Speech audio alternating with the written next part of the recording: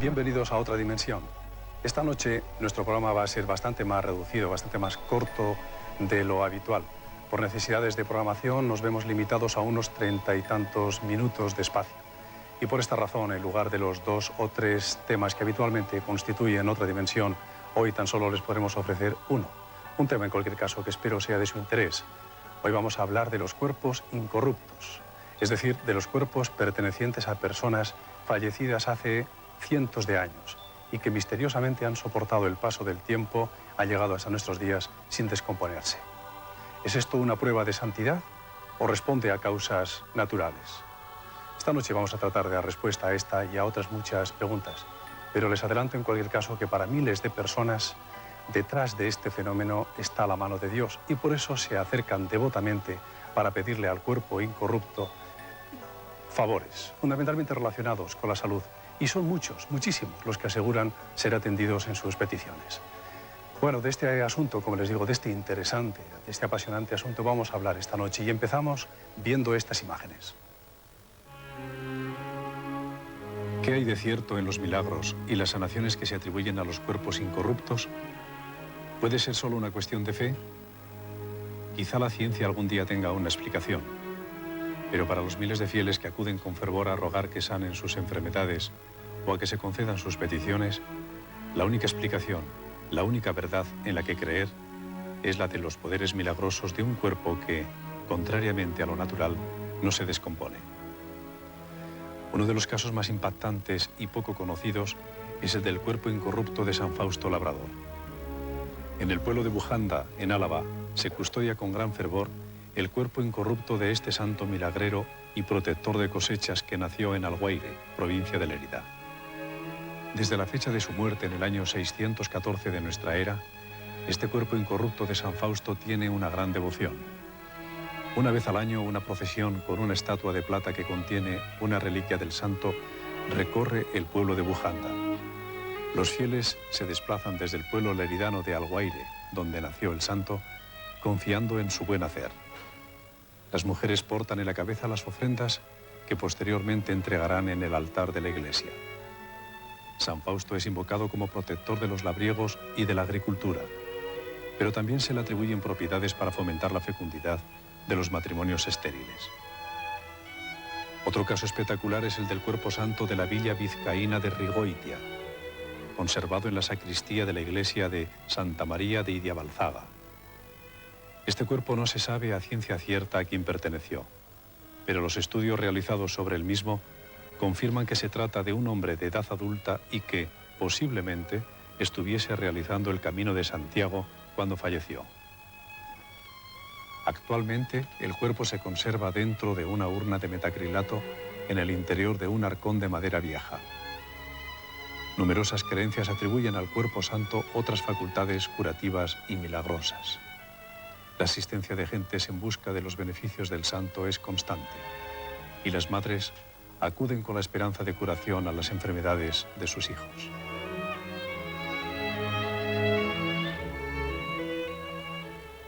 Y para hablar de este, como digo, interesante y misterioso asunto, hemos invitado a dos personas que son grandes expertos en el tema. Se trata de Francisco Echeverría, profesor de Medicina Legal de la Universidad del País Vasco, antropólogo forense y paleopatólogo. Y también del padre Alberto González de Langarica, sacerdote diocesano y teólogo, director del Archivo Diocesano y del Patrimonio Histórico de Vitoria y presidente del Seminario Alavés de Etnografía. Buenas noches a los dos. Buenas noches. Y gracias por vuestra presencia, por vuestra visita. Misterioso asunto este. ¿Qué es un cuerpo incorrupto? Francisco, te lo pregunto a ti primero. ¿Qué es un cuerpo incorrupto? Un cuerpo incorrupto es aquel que no evoluciona en el proceso normal de descomposición o de putrefacción, cuestión que ocurre en la inmensa mayoría de los tejidos y de los seres vivos. Esa excepcionalidad del fenómeno hace que se le considere como cuerpo incorrupto. Muchas veces en realidad son cuerpos momificados. Pero sin seguir ningún proceso artificial, modificados de una manera natural. Podríamos decir que hay dos procesos de momificación, uno el que es natural, seguramente favorecido por cuestiones medioambientales, y otro proceso de momificación artificial, en donde se produce manipulación intencionada con el fin de que el cuerpo no entre en putrefacción, es decir, que sea degradado por las bacterias. Entraremos más a fondo en esa cuestión más adelante. Alberto, ¿cuál es la historia de San Fausto? La historia de San Fausto remonta a la Alta Edad Media, no sabemos exactamente muy bien los años en los que vivió. Era un labrador de Alguaire, en Lérida, que no sabemos por qué, aparte de que estaba adornado por muchas virtudes, embarcó en el Mediterráneo y fue apresado por una nave corsaria musulmana del norte de África, donde estuvo esclavo. Allí le encargaron de cuidar una finca y en vez de cuidar la finca a ratos hacía rezar, orar. Entonces el dueño lo vio y le riñó y le prohibía y cada día le mandaba más trabajo. Hasta que un día le dijo el santo, Fausto todavía, que le pusiese una tarea y que el resto del tiempo lo dejase libre. El santo siguió rezando. Mientras él rezaba, la azadilla iba trabajando sola y el moro que la vigilaba, al ver aquel prodigio, se convirtió. Huyeron los dos en una barca a la península y estuvieron de ermitaños en Alguaire. Cuando murió el árabe ya, el moro ya, el musulmán ya cristianizado, San Fausto también murió al poco tiempo. Pero encargó a los que le preguntaron dónde quisieran que le enterrasen, porque ya tenía fama de santo como ermitaño, que lo pusiesen sobre una mula y que donde acabase la mula, que allí lo enterrasen. Y así llegó, después de diversas peripecias, cubriendo el Ebro, hasta Bujanda, donde después de 3 paradas de la mula, pues acabó reventada y la enterraron allí. Hasta Bujanda, que repetimos, es un pueblo que hay en la provincia de Álava. Un pueblo de Álava. Álava. Desde Lérida hasta Álava. Atravesó el reino de Aragón y el reino de Navarra. Incluso para entrar todavía en la tierra de Álava. Y esto fue descubierto en el año 614, como hemos dicho. Aproximadamente las leyendas dicen que hacía esa fecha, pero nunca sabemos, no hay documentos coetáneos. Alberto, ¿tú crees que cuerpo incorrupto es sinónimo de santificación o de santo? No. Hay cuerpos incorruptos que se han conservado por razones científicas.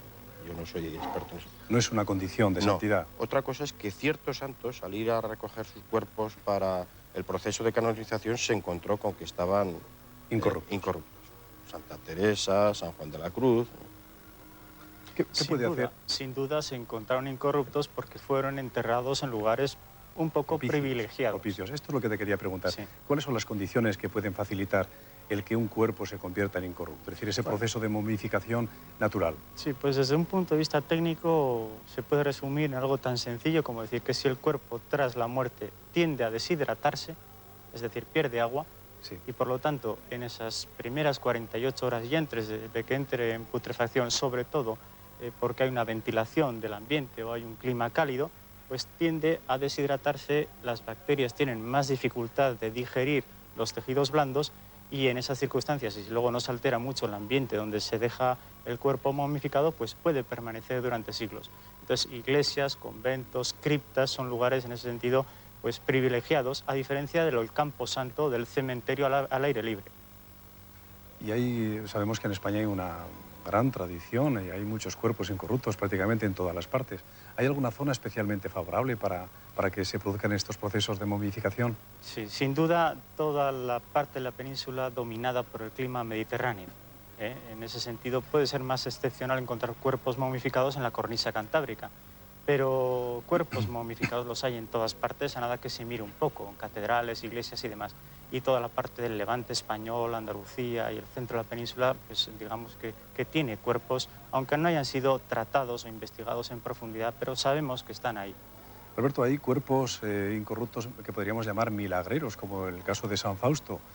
¿Qué opinas tú y qué opina la Iglesia o qué opinas tú de estas curaciones? Con fama de santos hay varios cuerpos incorruptos, ¿no? Está San Fausto, Santa Felicia en Laviano, en Navarra, hay otros, la Madre Ágreda, la famosa Madre Ágreda, la Loca del Sacramento en la provincia de Toledo.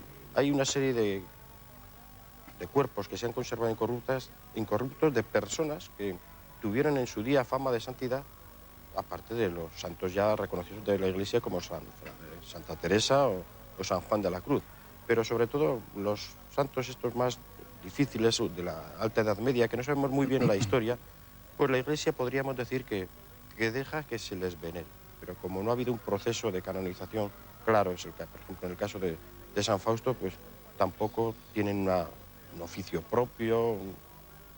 Pero No. ha habido curaciones atribuidas, no digo ya por la Iglesia reconocidas como tal, sino por el pueblo. Es decir, el pueblo atribuye curaciones a estos santos. El pueblo cuando Sí. va a estos santos es porque ha visto algo. Cuando se mantiene una tradición, ¿tú qué piensas, Francisco? Bueno, no hay certificación médica, digamos, moderna o actual que garantice ese tipo de curaciones, pero la intervención favoreciendo pues, el ánimo de las personas que allí acuden y la idea de favorecer el ánimo o el estado de ánimo y la mente o el aspecto psicológico del individuo, ya todos sabemos que también repercute en la esfera física incluso.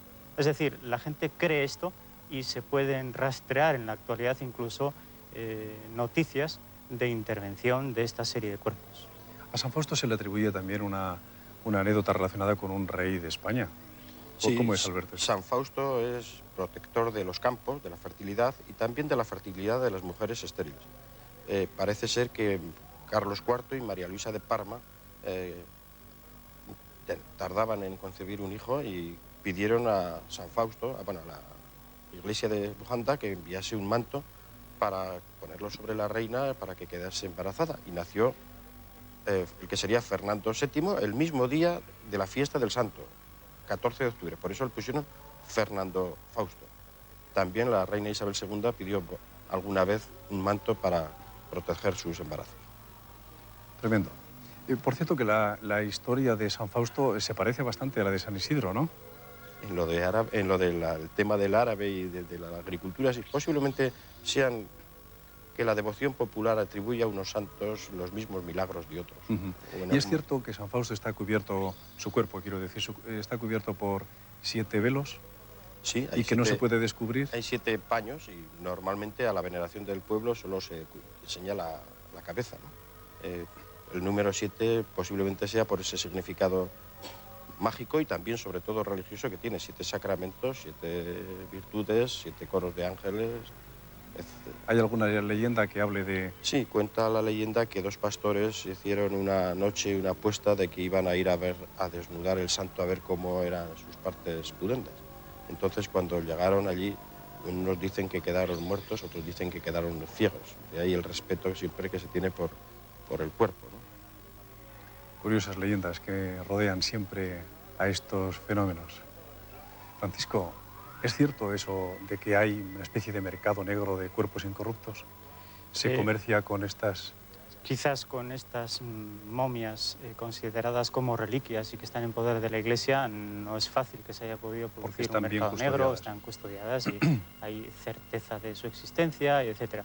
Pero todos sabemos que ha habido un comercio, que museos importantes de cualquier lugar del mundo han procurado buscar momias en lugares exóticos y que por tal razón incluso se han expoliado zonas de la tierra donde abundan las momias. En este momento hay una política, por supuesto, de conservación de estos cuerpos, pero en la referencia española es sabido y en este momento hay hasta una reclamación de ámbito internacional por lo cual se pretende que cuerpos de guanches de población canaria aborigen que han sido sacadas de las islas, cuerpos que han sido, como digo, sacados de allí, se pretende que regresen de nuevo a Canarias porque hay un expolio verdadero. Y como digo, pues hay veces que se han comprado lotes de productos exóticos y entre los cuales ha habido momias y por ellas desde luego se han pagado cifras importantes. ¿Qué diferencia se puede dar, si la hay, supongo que la hay, Francisco, entre lo que es un cuerpo incorrupto y lo que es una momia? Bueno, desde el punto de vista forense efectivamente se hace una pequeña distinción. Todos entendemos que momia es el cuerpo deshidratado que queda simplemente seco, que identificamos porque lleva como una coraza de piel y debajo, sin duda, estará el esqueleto entero. Mientras que el cuerpo incorrupto, y entendido un poco desde la Iglesia, es aquel que todavía conserva parte de tejidos blandos hidratados. Esto es tan sorprendente como que, desde el punto de vista de la medicina forense, decimos que es un cuerpo que ha evolucionado hacia la adipocira. Hay una transformación de las grasas en una especie de cera, y entonces es un cuerpo que en el transcurso del tiempo incluso da un exudado serosanguinolento que todavía da más propiedad a ese cuerpo venerado por la Iglesia y sobre todo si es observado por el público. ¿Le impregna una coloración determinada, quieres decir? ¿También? Aparte de la coloración, sobre todo que si uno ve el tejido internamente todavía está húmedo. La idea general de la momia como cuerpo seco la entendemos todos porque la hemos visto en ejemplos de Egipto y demás. Pero hay algunos cuerpos que llamamos incorruptos, guardados por la Iglesia, que tienen esa propiedad y que, repito, que a veces es motivo de suma atención e interés, ¿no? Porque es la sorpresa de descubrir que muchos años después de la muerte del individuo todavía parece que si corta un tejido parece como que brota sangre. Vamos a seguir hablando todavía de las propiedades curativas que se le atribuyen y de muchas cosas más. Y también veremos otras imágenes de un cuerpo. Alberto, ¿es lo insólito del hecho de la presencia, la aparición del cuerpo incorrupto lo que convierte este cuerpo incorrupto en santo ante los ojos de la gente, de los pueblos? Hoy ya no. Hoy hay otros motivos para la santidad, pero en la antigüedad el encontrar un cuerpo que al morir no empezase a descomponerse suponía que era una ruptura de la naturaleza. Entonces se veía allí un prodigio de Dios, ¿no? La teología nos dice que, San Pablo dice que los cuerpos somos templos del Espíritu. Entonces el pueblo creía ver allí que se estaba manifestando Dios de una forma especial y se empezaba a venerar a esas personas que su cuerpo se conservaba sin Y corromper. los creyentes, los devotos, digamos, de estos santos de cuerpos incorruptos son, por lo que yo tengo entendido, extremadamente sensibles, ¿no?, ante el fenómeno y ante la importancia y el mérito de su santo. Hay que andar con mucho cuidado a la hora de tocar estos cuerpos, aparte de que merecen su respeto en cuanto a que como reliquias son objetos de devoción, pero normalmente los pueblos que a estas ermitas van a venerar a estos cuerpos no permiten que se les trate de cualquier forma, sino que ven allí una forma de acercarse a lo sagrado. Algo sagrado, para ellos es algo sagrado. ¿no? No tiene ninguna duda, sí. En cuanto que es acercarse a algo sagrado, es acercarse a Dios. Francisco, ¿cuáles son las causas fundamentales de deterioro de los cuerpos incorruptos? Pues causas mecánicas, precisamente de roturas y de intentos de extracción de trozos para obtener reliquias, ¿eh? Aparte de la mala manipulación que uno puede hacer modernamente porque cree que está mejorando las condiciones medioambientales donde se sitúa la momia, y lo que hace quizás es incorporar luces que dan más calor, es decir, altera el microclima y por tanto se puede acercar a este cuerpo momificado fauna como insectos, etcétera, que terminan devorando la momia, al igual que un pergamino o un texto antiguo, ¿no? Pero sobre todo yo, por lo que he podido ver, el mayor deterioro está en esta idea de obtener reliquias, coger un pequeño trozo de piel, de tejidos, de telas que llevan el envoltorio, se lo lleva a casa. claro, o incluso huesos y pequeños fragmentos. Sí. Sí.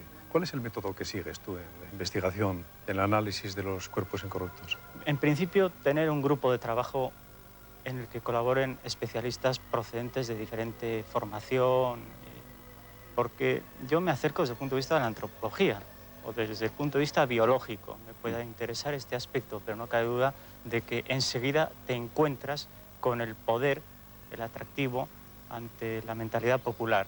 Eso te lleva a tener que profundizar en algo, desde luego, en lo que son las creencias y la historia. Por consiguiente, aunque desde el punto de vista forense este tema esté resuelto, porque no difiere de una investigación necrópsica con un cadáver actual, sin embargo, parece obligatorio, cuando estamos tratando de una momia, profundizar también en sus aspectos históricos e incorporar a ellos, por supuesto, la vertiente etnográfica o de cultura popular. Vamos a ver otra vez, voy a pedir que repita las imágenes de San Fausto mientras comentáis, que lo conozcan todos nuestros espectadores. ¿Cuál es el estado actual de conservación de San Fausto? Bueno, San Fausto es una de esas momias que hay en el País Vasco que está deteriorada en algunas porciones de la anatomía. Hay algunas porciones que se han perdido y también en algún caso sabemos que se han obtenido reliquias, como he señalado antes, que se han trasladado incluso a otras iglesias. Incluso falta parte de la dentadura porque aquí se ve que al pasar escapularios, rosarios, etcétera, simplemente para efectuar ese contacto con el cuerpo momificado, pues se han producido arrancamientos de tejidos, etcétera.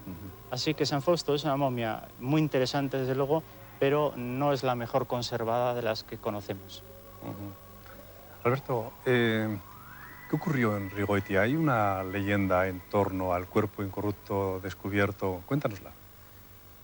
El cuerpo de Rigoitia apareció en 1500 y pico. Entonces, en una de las obras de la iglesia, se lo sacaron fuera mientras duraba la obra, y unos niños que jugaban por allí lo golpearon y se rompió una mano de la momia. Entonces uno de ellos quedó sin habla y el otro le quedó un brazo seco. A partir de entonces se le empezó a considerar al Cuerpo Santo de Regoitia como patrono, abogado, defensor contra los males relacionados con el habla, la tardanza en hablar o dificultades de pronunciación, etcétera, en los niños, y para eso se lleva para que los bendiga frente a esas dificultades. Incluso los niños deben de ir ante el cuerpo momificado y besar la mano de la momia que se encuentra guardada en una manopla relicario. El niño, por tanto, debe de besar esa manopla, que no cabe la menor duda de que tiene que impresionar, sin género de duda, a un niño pequeño que simplemente es tartamudo o que no ha iniciado el habla correctamente a tiempo. ¿Y sabéis de casos que cuenten que efectivamente ha surtido efecto la rogativa, las peticiones al santo o al cuerpo? Sí. Sí. A cualquiera de estos pueblos que se le pregunte daría pelos y señales de que a fulano de tal pueblo pues, se le curó el habla o en otros casos. De cerca o de lejos, pero que han estado allí presentes y muchos casos. Tiempo después han vuelto y han señalado a quienes son habitantes del lugar que efectivamente ha intercedido por ellos. Quiero mostrarles ahora unas fotografías impresionantes de un cuerpo incorrupto recientemente descubierto y que ha sido analizado e investigado por Francisco Echevarría, que nos acompaña esta noche. En este caso hay que decir, ya de entrada, que no se trata de una persona a quien se le reconozcan méritos de santidad. Más bien parece ser que se trata de una persona normal y corriente como nosotros. Pero vean las fotografías y vean qué impresionante estado de conservación.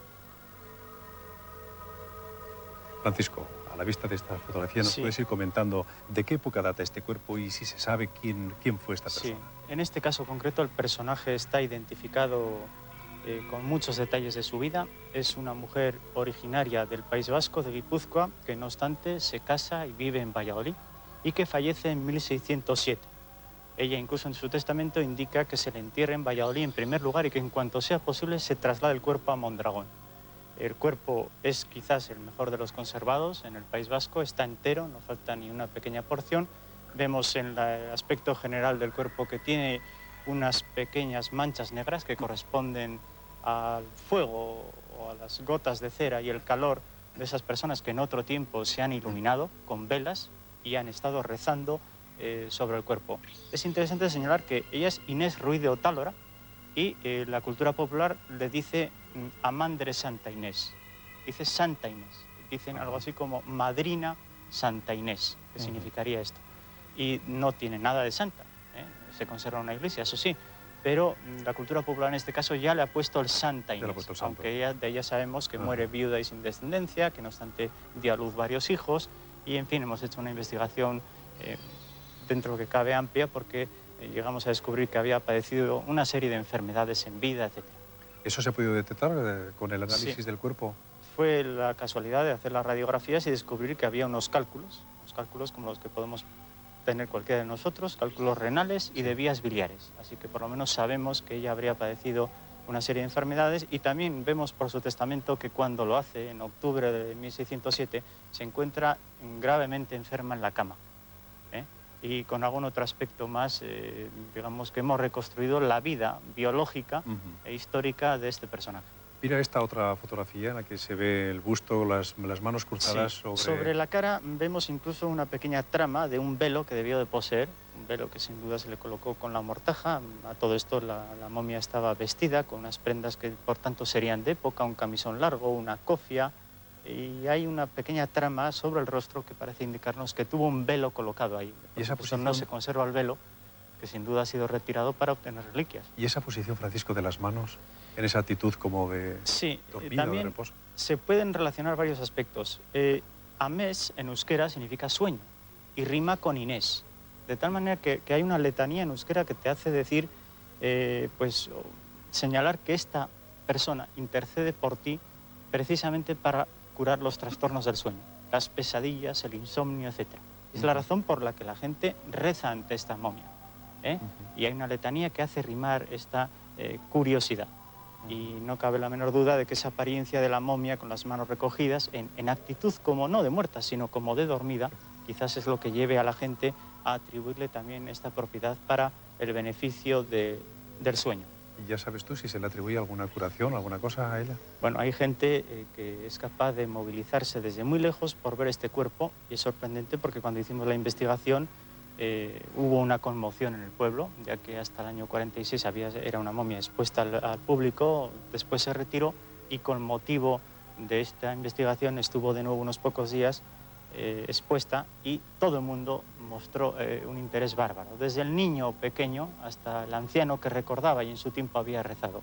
Y por supuesto las personas mayores de la localidad de Mondragón, en Guipúzcoa, nos señalan que de pequeños pues, han tenido un trozo de reliquia, que han rezado específicamente a este cuerpo y no cabe duda de que te señalan que les fue muy bien.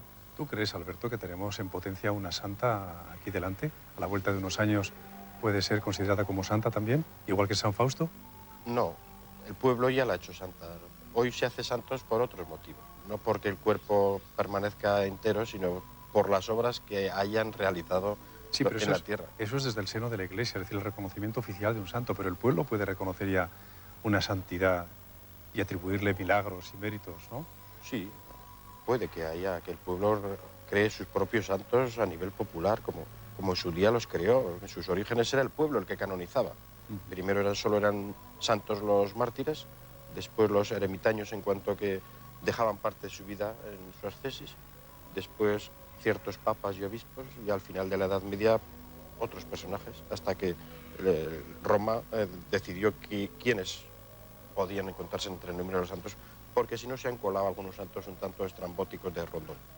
Ahora estamos viendo en la pantalla, Francisco, estamos viendo el mismo cuerpo, pero por detrás, le estamos viendo la espalda. Sí, por la espalda tiene un pequeño deterioro, quizás sea esto porque el cuerpo ha estado en apoyo del féretro y esa parte precisamente es la que peor se ha deshidratado. Y por haberse deshidratado peor, quizás se ha descompuesto un poco, es el fenómeno que explicábamos anteriormente.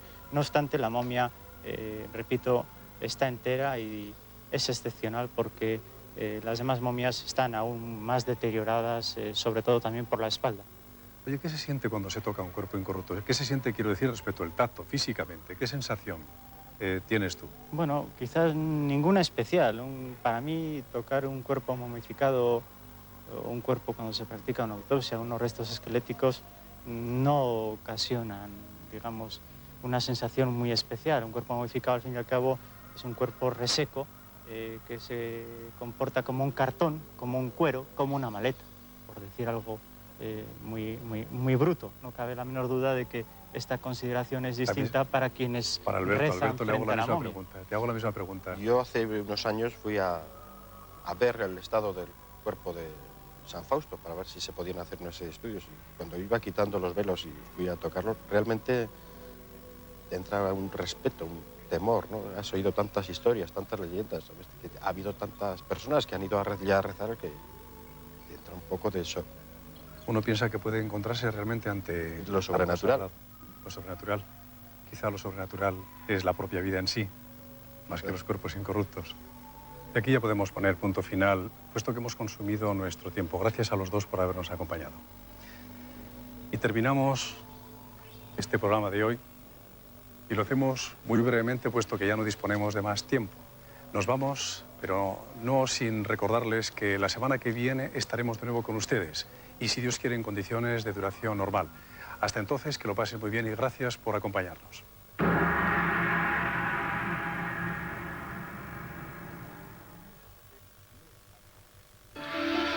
Más Allá le ha ofrecido este programa. Más Allá. Una revista que le llevará muy lejos. Then on that Saturday shortly after midnight, a living nightmare began.